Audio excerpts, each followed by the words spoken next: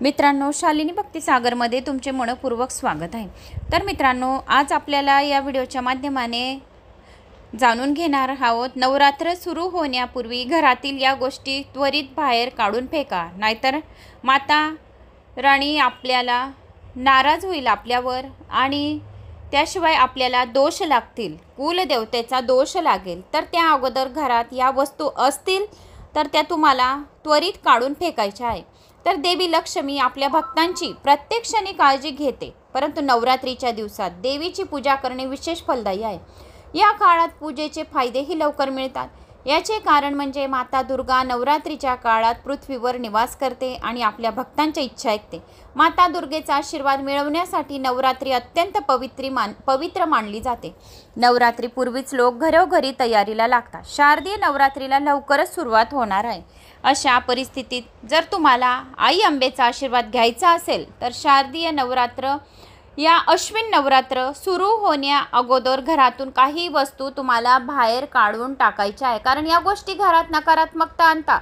तर चला जाणून घेऊया कोणत्या गोष्टी आहेत। तुटलेल्या फुटलेल्या मूर्ती, कोणत्याही देवतेची तुटलेली मूर्ती घरात नको, हे शुभ मानले जात नाही। जर तुमच्या घरामध्ये तुटलेल्या फुटलेल्या मूर्ती, भंगलेल्या मूर्ती खूप काही वर्ष जुन्या असतील, जुन्या म्हणजे तुटलेल्या, खंडित, चांगल्या मूर्ती नाही, खंडित मूर्ती, तुटलेल्या फुटलेल्या मूर्ती, भंगलेल्या मूर्ती असतील तर त्या नवरात्री सुरू होण्या अगोदर या घरातून काढून टाकायच्या आहे, पवित्र नदीमध्ये टाकायच्या आहेत। जुने शूज आणि चप्पल, तुमच्या घरात जुने शूज आणि चप्पल पडलेले असतील तर ते तुम्ही वापरत नसणार तर नवरात्री सुरू होण्यापूर्वी घरातून काढून टाकायचे आहे।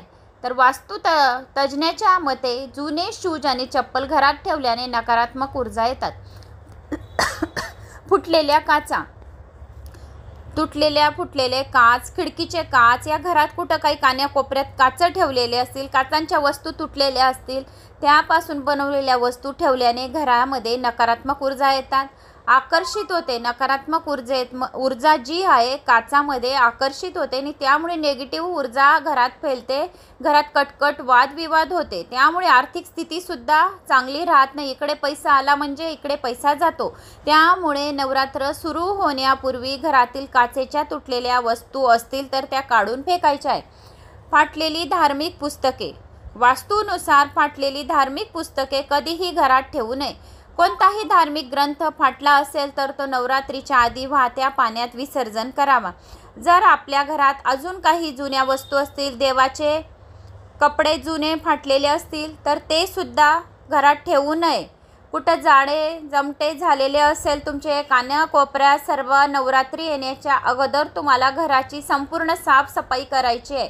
आपले जे आथरुणं पांघरुणं आहेत तर ते सुद्धा आपल्याला स्वच्छ करायचे, बेडशीटा वगैरे चादरी संपूर्ण धुवून चांगलं स्वच्छ करायचे, म्हणजे माता राणीला घाण आवडत नाही। जिथे घाण असते तिथे अलक्ष्मी आणि दरिद्रता वास करते। त्यामुळे घरात आपल्याला माता राणीच्या आगमनासाठी, माता राणीच्या स्वागतासाठी आपल्याला नवरात्रीमध्ये संपूर्ण आपल्या घराची साफसफाई करून ठेवायची। घराचं जे आपलं वातावरण आहे ते पॉझिटिव्ह करायचं आहे आणि एकदम आनंदित करायचं आहे।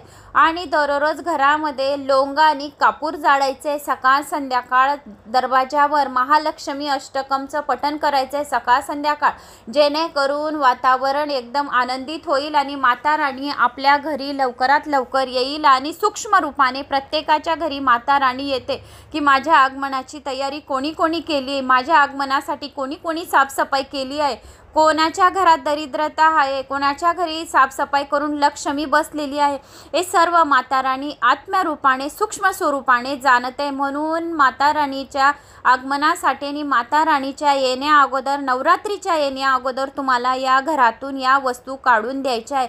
जर जुने पुराणे डब्बे असतील, प्लास्टिकच्या वस्तू असेल, या काही कुठे तुमच्या घरामध्ये खूप काही जाळे जमटे लागलेले आहे, किडे वगैरे लागलेले आहेत, घरात अन्न जे आहे, जे म्हणजे कडधान्य वगैरे आहे तर घरामध्ये त्या कडधान्यामध्ये खूप काही घाण आहे तर ते सुद्धा अन्न घरात नको, याच्याने सुद्धा नेगेटिव्ह ऊर्जा येते। तांदूळ एकदम स्वच्छ पाहिजे। नवरात्रीच्या दिवसात घरात लक्ष्मी म्हणजे तांदूळच असते, तर सर्वप्रथम तांदूळाचा डबा एकदम स्वच्छ करून घासून पुसून त्यात तांदूळ भरून ठेवायचे। मिठाची बरणी आपल्याला घासून व्यवस्थित करून त्यात मीठ भरून वर 2 लवंगा ठेवायच्या आहेत. तांदूळामध्ये आपल्याला थोडे पैसे ठेवून द्यायचे. जर आपण तांदूळाच्या डब्यात थोडे पैसे ठेवले आणि मिठामध्ये लवंग ठेवली तर आपल्या घरात अन्नाची आणि धनधान्याची भरभराट राहते. तर या 2 वस्तू तुम्हाला व्यवस्थित डबे घासून घुसून स्वच्छ भरून घ्यायचे आणि बाकी वस्तू इलेक्ट्रिकल घडी असेल बंद पडलेली तर ती सुद्धा तुम्हाला घराबाहेर काढायची आहे, सुधारून घ्यायची. तिला बंद घडी नको. घरात जर बंद घडी असते तर कुठलेही काम होत नाही, कामांमध्ये अडथळा येतो आणि कुठं काही कपडे तुमचे फाटलेले तुटलेले असतील, गठोडे पोटले खूप जमा केलेले असतील, कुठं काही टेरिसला खूप काही घाण पडलेली आहे, या तुम्ही फुलझाडांच्या ज्या कुंड्या पडलेल्या असतील या फुलझाडांवर वरती टेरिसवर खूप कोणाकोणाची खूप काही घाण असते तर ती सुद्धा तुम्हाला नवरात्रीच्या अगोदर स्वच्छ करायचे. आपल्या वरून तर खालपर्यंत घर स्वच्छ करायचे. दररोज गोमित्र आणि हळद आणि मीठ टाकून दररोज पोछे लावायचे, म्हणजे जेणेकरून आपल्या घरातील नेगेटिव्ह ऊर्जा दूर होईल आणि पॉझिटिव्ह ऊर्जा होईल आणि माता लक्ष्मीचे आगमन होईल. तर मित्रांनो, मला अशी आशा आहे की तुम्हाला माझा हा व्हिडिओ आवडला असेल. आवडल्यास एक लाईक करा, चॅनलला सबस्क्राईब करा. कुठून कोणत्या गावाहून तुम्ही माझा हा व्हिडिओ ऐकत आहोत आपल्या गावाची कमेंट्स नक्की करा. जय श्री महाकाल.